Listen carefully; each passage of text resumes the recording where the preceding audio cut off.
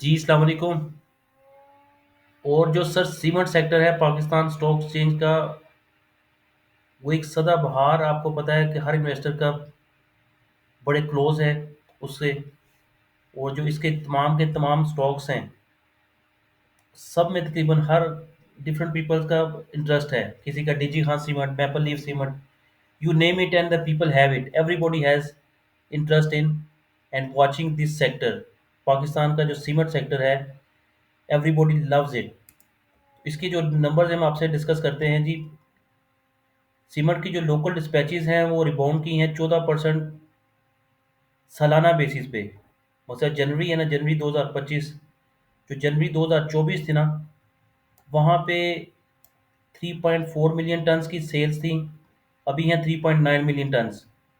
वहाँ पे 14% इजाफा है। न्यूज़ तो बना देते हैं कि इजाफा है, पर जो ओवरऑल अगर आप देखेंगे जो मंथली बेसिस पे कमी है, ये मई 2024 में 4.3 मिलियन टन्स थी, फिर नीचे आ गई और 3 मिलियन टन्स तक गई हैं जुलाई में। हालांकि जुलाई जो था वो एक कंस्ट्रक्शन का बड़ा बूमिंग मंथ्स हैं। ये अप्रैल, मई, जून, जुलाई, अगस्त, इसमें बहुत ज़्यादा कंस्ट्रक्शन की एक्टिविटी रहती है, पर फिर भी जो वॉल्यूम से वो डाउन आए, वहाँ से पिकअप किए स्लोली जब ये इंटरेस्ट रेट कट होना शुरू हुआ है, पॉलिसी रेट, तो वहाँ से फिर अक्टूबर में गए हैं जी 4.4 मिलियन टन्स, और नवंबर में 4.1 मिलियन टन्स, अगेन दिसंबर में 4.2। अभी ये इनकी निस्बत कम है कंपैरेटिवली। मंथली बेसिस पे वी आर डाउन। वो जो इंक्रीज़ है वो लास्ट ईयर का इंक्रीज़ है, वो जो कि इररेलेवेंट है। जो चीज़ मोर रेलिवेंट है वो है आपका जो रिसेंट मंथ है या क्वार्टर है, उसके हिसाब से डिस्पैचेस ऑन एवरेज ज़्यादा आ रही हैं कि कम आ रही हैं? वो अक्सर कम आ रही हैं। और अगर इसमें आप देखेंगे नॉर्थ की जो सेल्स हैं, वो 7 महीनों की तकरीबन 7% कम है, और साउथ की सेल 7 मंथ्स की 11% की कमी है इन लोकल डिस्पैचेस।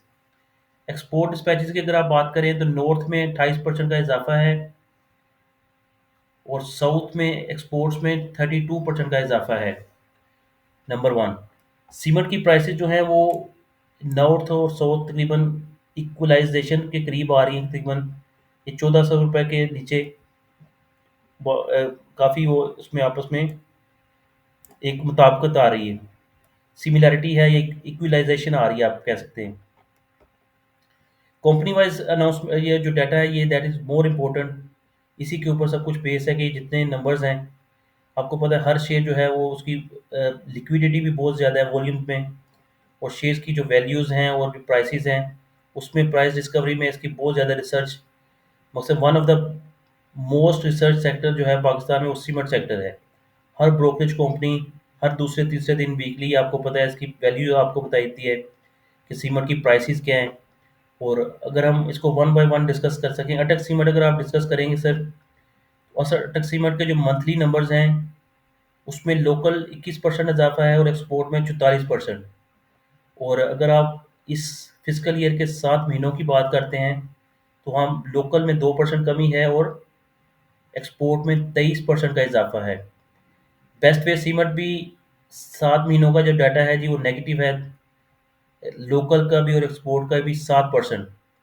चराट सीमेंट भी नेगेटिव है, लोकल 14% कम है और एक्सपोर्ट 24% इजाफा है। ये हम बात कर रहे हैं चराट सीमेंट की 7 महीनों की। 7 महीनों का जो डाटा है उसकी बात करें, मंथली की अगर बात करेंगे तो मंथली में चराट सीमेंट की जो एक्सपोर्ट्स हैं उनमें इजाफा है 59%। अब बात करते हैं जो एक सबसे ज़्यादा वेट किया जा रहा है रिजल्ट्स का, डीजी खान सीमेंट की। डीजी खान सीमेंट कह रहा है कि जी उसने 1425 टन 2024 में एक्सपोर्ट की थी, और इस दफ़ा की है 1,09,660 टन, और उसकी ग्रोथ है 7,595%। और इसी तरह अगर आप 7 महीनों का डाटा देखें एक्सपोर्ट का, उसमें 76% जो है एक्सपोर्ट जो है उसमें इजाफा है। पर यहाँ पे मैं अभी आपको एक थोड़ा सा रिस्क भी बता दूं। ये एक्सपोर्ट्स हो रही हैं सर अमेरिका, और अमेरिका में जो एक टैरिफ वॉर चल रही, टैरिफ जो है उसकी एक जंग चल रही है पूरी दुनिया के लिए, पाकिस्तान के लिए भी। अब ट्रम्प साहब कह रहे हैं कि जो जो मुल्क उनको इंपोर्ट ड्यूटीज लगाता है, उनकी एक्सपोर्ट्स के ऊपर इंपोर्ट हमारे लिए इंपोर्ट बन जाएगी उनकी। अगर हम ड्यूटी लगा रहे हैं और टैक्सी लगा रहे हैं उनकी इम्पोर्ट के ऊपर, तो वो भी हमारी एक्सपोर्ट के ऊपर टैक्सेस लगाएंगे रेसिप्रोकल। जितना हम लगा रहे हैं उतनी वो लगाएंगे। This is a bad news for ये। इसकी ज़्यादा एक्सपोर्ट्स हो रही हैं यूएसए, अमेरिका। उस पॉइंट ऑफ व्यू से थोड़ा सा रिस्क है। लोकल डिस्पैचेस मंथली बेसिस पे 12% इंक्रीज हुई हैं, पर ओवरऑल 7 महीनों की जो हैं वहाँ पे 5% की कमी है। पर जो अदर फैक्टर्स हैं इसके, फाइनेंशियल चार्जेस, डेप्रिसिएशन वगैरह, वहाँ पे सारा सिलसिला है, मैनेजमेंट वहाँ पे होगी। ये जो प्राइसेस ऊपर लेके जाते हैं जब अपना मेजर प्लेयर्स, तो पीछे से रिजल्ट्स भी वैसे ही आते हैं। दीवान सीमेंट की अगर बात करते हैं तो इसकी सिर्फ सर लोकल डिस्पैचेस हैं 12% में, उसमें इजाफा है। और अगर 7 महीनों में 19% की कमी है। फौजी सीमेंट ज़बरदस्त परफॉर्म है मंथली बेसिस पे, 23% का इजाफा है लोकल में और 19% का एक्सपोर्ट में। और अगर आप 7 महीनों का भी डाटा देखेंगे वहाँ पे भी ज़बरदस्त परफॉर्मेंस है फौजी सीमेंट की। वहाँ पे 7 महीनों में 10% का इजाफा है और 9% का एक्सपोर्ट में इजाफा है। दिस इज़ गुड फॉर फौजी cement share holders. Facto cement की भी बात करेंगे जो वहाँ पे भी एक्सपोर्ट इंक्रीज हुई है और लोकल डिस्पैचेस मंथली बेसिस पे 15% बढ़ी हैं और 7 महीनों में तकरीबन 1%। गरीबवाल सीमेंट भी ट्रेड हो रहा है जी हैवीली। मंथली बेसिस पे इसकी डिस्पैचेस 28% बढ़ी हैं और 7 महीनों में सिर्फ 1% का इजाफा है। कोहाट सीमेंट की डिस्पैचेस लोकल 6% इंक्रीज है जी मंथली बेसिस पे, और नेगेटिव हैं 57%, एक्सपोर्ट्स नेगेटिव हैं मंथली बेसिस पे। इसी तरह अगर आप लोकल डिस्पैचेस 7 महीनों की देखेंगे तो 12% कमी है और एक्सपोर्ट में 42% कमी है।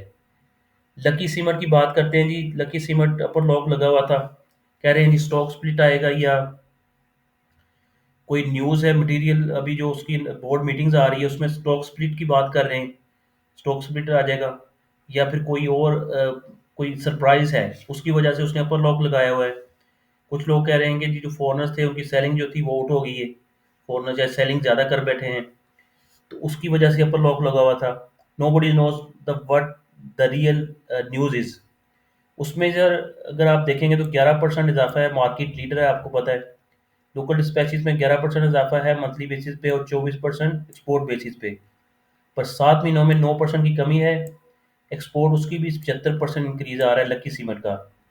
पाइनियर सीमेंट की लोकल डिस्पैचेस 7% इंक्रीज की हैं और 7 मंथ में 17% नेगेटिविटी है।